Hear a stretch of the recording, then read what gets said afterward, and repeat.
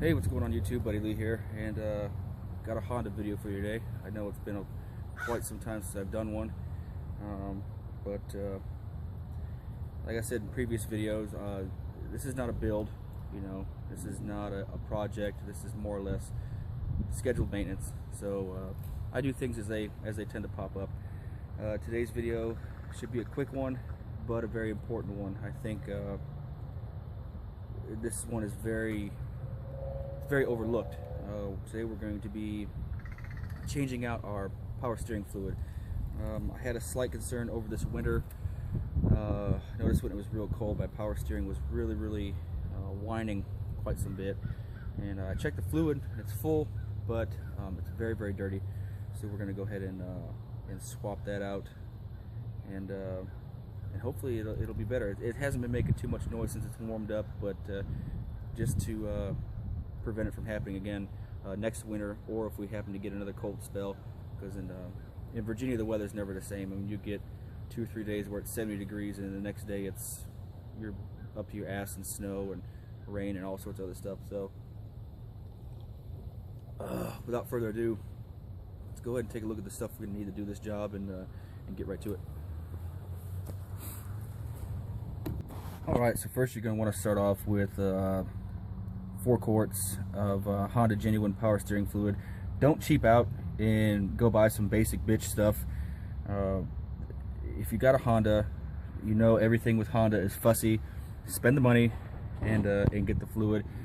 This came out to $4.60 a quart at my dealership here locally.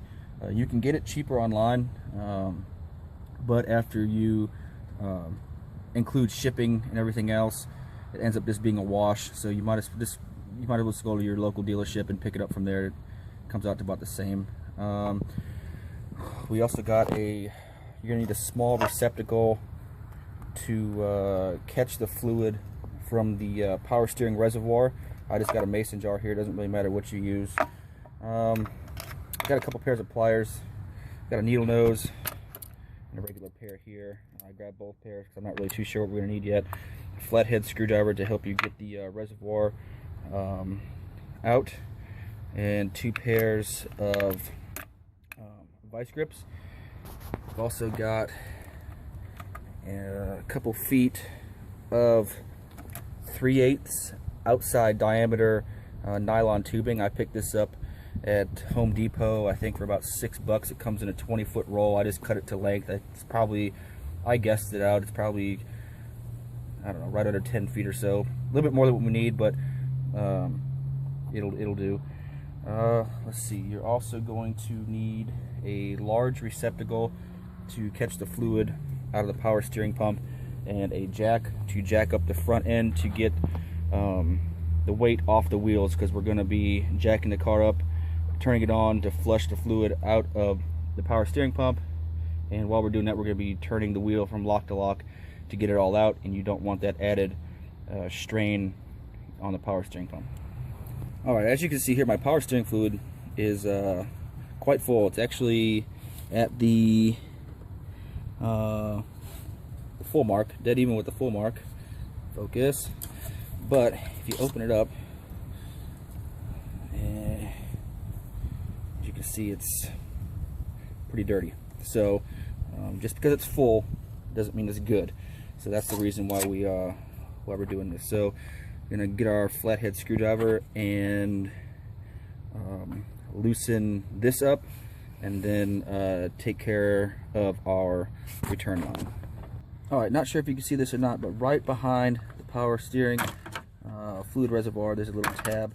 You just want to get your flathead screwdriver in there, and while you push that back, just pull up on the reservoir and it should pop out from its clip. Pretty easy.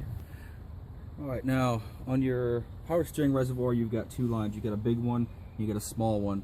The small one is going to be your return line. That's going to be the one that we're going to pull off. So what I did was I pulled up on the reservoir, took the cap off to help it flow out, and moved the lines about to get my receptacle underneath here. And it may be good to have some rags down there. I didn't have any, so I'm probably going to make a mess everywhere. Get your pliers, and you're going to pull back this clip, and then ever so gently there we go, pull that line out and let gravity take care of it. I just made a huge goddamn mess. Alright, so let's go ahead and take a look at the condition of our power steering fluid. And this car is a 2008, so it's what, 7 years old now.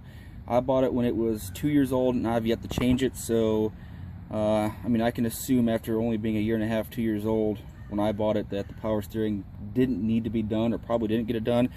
So this fluid is more or less about 7 years old. So let's go ahead and take a look at this. Yeah, that's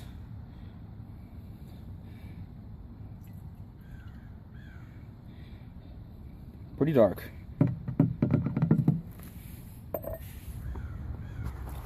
Alright, so we stuck that 3/8 outside diameter line into our return line. And I'm sorry for the nasty glare. The sun is just in the right position to really mess this up. But anyway, we got the 3/8 outside diameter, focus, outside diameter line inside the return line. I got a pair of vice grips to clamp it in. I stuck it down as far as I could, pretty much until it touched. There's a 90-degree bend right there, and I ran it outside into my jug.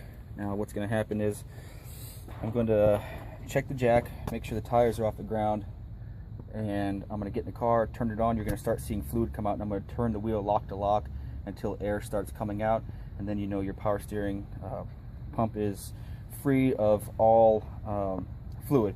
Once we get to that point, we're going to go ahead and button everything up, and then open up all of our jugs, and then fill and bleed the system.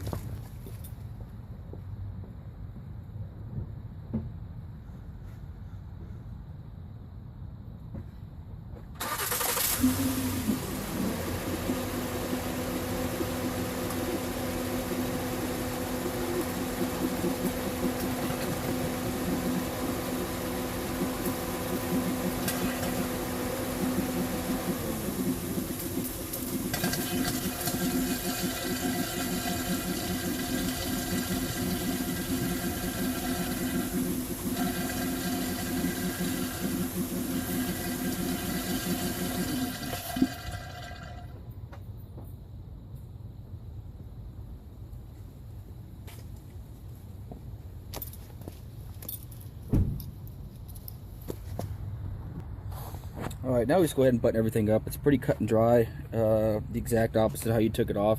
I went ahead and put my return line on first.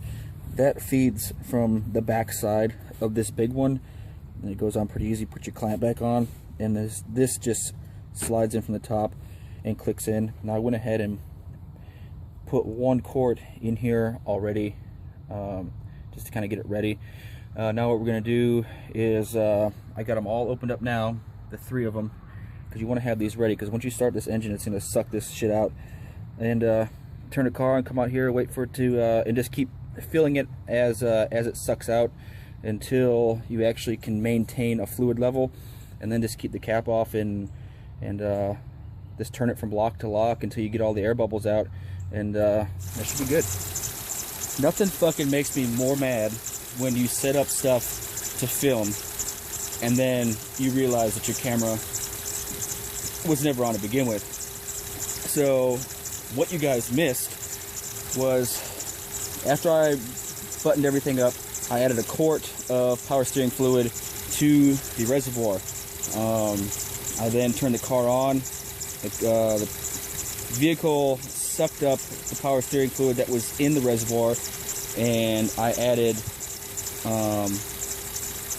1 more quart to it, and now it seems to be right at the hot full mark. Now, when I watched the video from Man Club Austin, he used to do videos quite some time ago, but he has a coupe with the V6, very similar to mine, where he does a bunch of aftermarket stuff to it, preventative maintenance, and so on and so forth. That's the video reference that I went based on, and he said use 4 quarts, but he never did he said get 4 quarts just to be safe, but he never did specify in the video how many quarts he used. I ended up, all in all, using 2 quarts. I used 2 quarts, and I'm right at the hot full mark, and that's after it sucked the power steering fluid into the motor or into the pump and to fill the reservoir. And after you turn the car on and the power steering fluid starts sucking into the car, you just add power steering fluid until you can maintain a consistent level. And then I just went ahead and turned it lock to lock to go ahead and get the rest of the air bubbles out. And it did look a little foamy up top, but it looks like it's starting to level up now, so I think we're pretty well good to go. All right, so now to recap, that was an easy job. I ended up only using 2 quarts out of the 4 that I purchased. As I said before, I went on a reference to another video from a channel called Band Club Austin, where he said get 4 quarts just to be safe, but he never did specify at the end how many quarts he did use. But yeah, fairly simple job. I'm glad it's out of the way. It was slightly messy. I do suggest getting some sort of a rag when you go ahead and dump the reservoir, because as you can see, I made a mess everywhere, but I called it. I knew it was going to happen. Like I said before, just because your power steering fluid is at its proper level doesn't mean that it's necessarily all that good. As you can see, mine was quite dirty, and the one thing you don't want to do is fuck around and destroy your power steering. That's going to be quite a costly thing. So keep that in mind, and just keep your eye on it. Whenever you change your oil, change your air filter, rotate your tires, just keep an eye on not necessarily the fluid level, although that is important, but the actual condition of the fluid itself. Hopefully with that done, it shouldn't be too much of an issue next winter, or if we do hit a cold spell. One more thing, if it does do it again, then there is an O-ring that goes down by the power steering pump that in these Hondas it dries out and needs to be replaced, but that's a simple job. But I won't know that until it gets cold. So with that said and done, thanks for watching. I hope you guys learned something, and stay tuned for the next video. I want to thank everybody for following and watching the videos.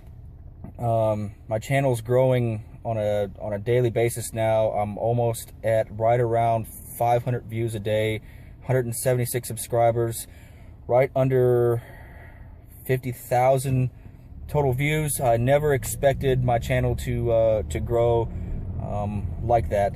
So for all of you guys that have followed, shared, liked, commented, subscribed, I do want to thank you. That does help with the motivation to make more videos, and I'll do my best to pump out more Honda videos in the future. But as I said at the beginning of the video, this is not a project, this is not a ground up restoration. This is more or less just doing preventative maintenance, so I'm kind of at the mercy of what the car is doing at the time. Plus you know, I live in an apartment, so I don't have a garage, I don't have you know, reliable space to do it, and nor do I have a second vehicle.